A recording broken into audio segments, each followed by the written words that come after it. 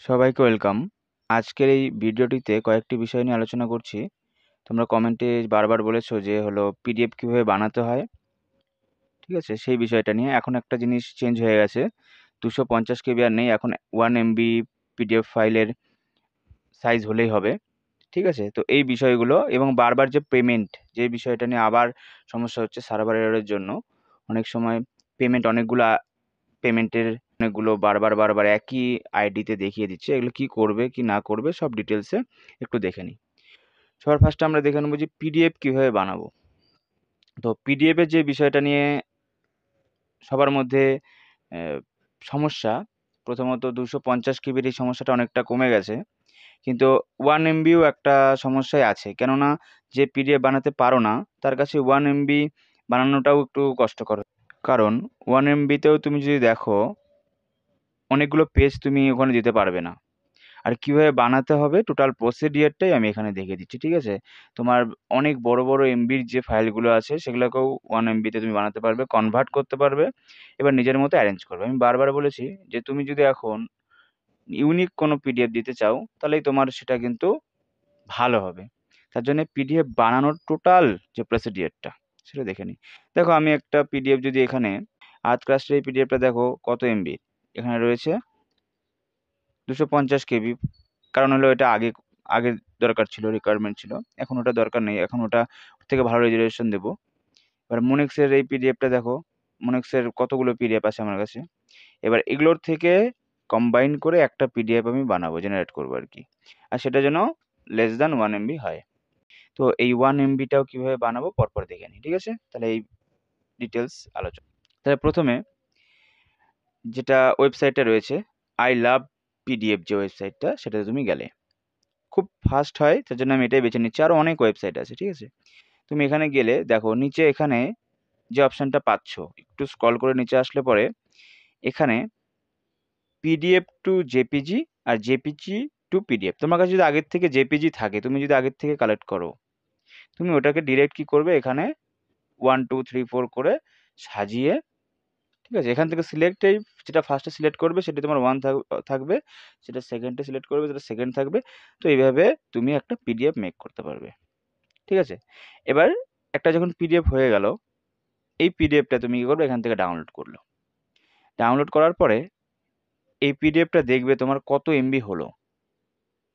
1 MBর যদি বেশি হয়, ঠিক আছে, এখনো যদি কারো সমস্যা থাকে, আমি বারবার বলছি পিডিএফ ফার্স্টে বানাবে একটা, জেপিজি থেকে পিডিএফ বানাবে। আর জেপিজি যদি না থাকে, বড় বড় পিডিএফ থেকে তুমি জেপিজিও এখান থেকে বানাতে পারবে। আমি দেখিয়ে দিয়েছি, এখান থেকে তুমি জেপিজিও বানাতে পারবে। জেপিজি মানে ইমেজ, ইমেজটার থেকে তুমি আবার কি করতে পারবে, ভালো মতো পিডিএফ বানাবে। আগে ভাবার দরকার নেই যে কত এমবি হচ্ছে কি না হচ্ছে। এই ওয়েবসাইট থেকে পিডিএফটা আগে বানিয়ে নিলে তুমি বেশি বেশি পেজ দেবে না। আর 1 MB করে সুবিধাটা হলো তুমি একটু বেশি রেজলিউশন রাখতে পারবে, ভেতরে ব্লার হবে না, মানে একদম সমস্যা হবে না ভেতরে। আর একটা পিডিএফে একটাই কোশ্চেনের অ্যান্সার থাকবে, ঠিক আছে? একটা পিডিএফে একটাই অ্যান্সার থাকবে। এবার তুমি এখান থেকে সিলেক্ট করো, সিলেক্ট করে সেই পিডিএফটাকে, যদি তোমার মনে হয় যে এই পিডিএফটা আমার বড়, ঠিক আছে, তাহলে এই যে কনভার্ট সাইজে তুমি সাইজ চেঞ্জ করে নেবে। আমি এই ওয়েবসাইটের লিঙ্কটা ডেসক্রিপশনে দিয়ে দিচ্ছি। তো এইটাতে গিয়ে তোমরা কনভার্ট করে নেবে যতটা তোমার হয়েছে, সেই রেজলিউশনটা একটু চেঞ্জ হবে। তাহলে তুমি 3 MB 4 MB থেকে <<1 MB করে নিলে। এবার যখন করে নিলে, আমি এখানে একটা করছি, দেখো এটা আগে 250 ছিল, 250 KB ছিল, তো সে আমি 250 KBর জন্যও করতে পারবো। তো কনভার্টটা করে নেওয়ার পরে এবার আমরা কি করব, পেমেন্ট সেকশনে যাব। আপলোড তো পারবোই, আপলোড যদি না পারো যদি দেখে নাও। তাহলে আমরা এখানে গেলাম, গিয়ে এটা আপলোড করে দিলাম, সাকসেসফুলি আপলোড হয়ে গেল। এবার আমরা কি করব, পেমেন্ট সেকশনে যাব। পেমেন্ট সেকশনে যখন যাচ্ছি, পেমেন্ট সেকশন এখানে দেখো পরপর পরপর পরপর অনেকগুলো কিন্তু কি চলে আসছে, আমাদের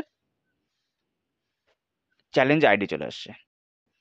তুমি এখানে ভিউ করতে পারো যে এটা তুমি কোন কোন কোশ্চেনে দেখাচ্ছ। অনেক সময় এখানে ভুল দেখায়, ঠিক আছে, কিন্তু তুমি রিসেন্টলি যেটা আপলোড করেছো, তুমি দেখে নেবে যে নিউ কোনটা তোমার চ্যালেঞ্জ আইডি নাম্বার আসলো, সেটাকে তুমি আগে ক্লিক করো।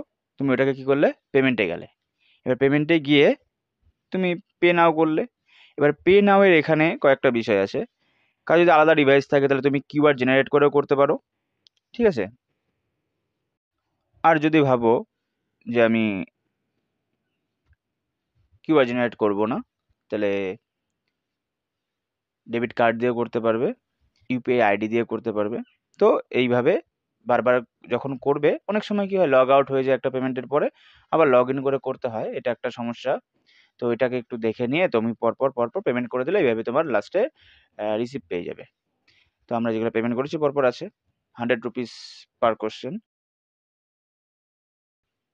কোন কোন কোশ্চেনের পিডিএফ তুমি পাবে, কোন কোন কোশ্চেন আমরা চ্যালেঞ্জ করেছি, ঠিক আছে। আমরা টোটাল 7টা কোশ্চেনের চ্যালেঞ্জের দিকে এগিয়েছি। 9-10-এ হলো 4টে আছে, 11-12-এ 3টে আছে। তো এর ভিডিওগুলো আমরা এই যে ডেসক্রিপশনেও থাকবে, এই যে আই বাটনেও দেখে নাও।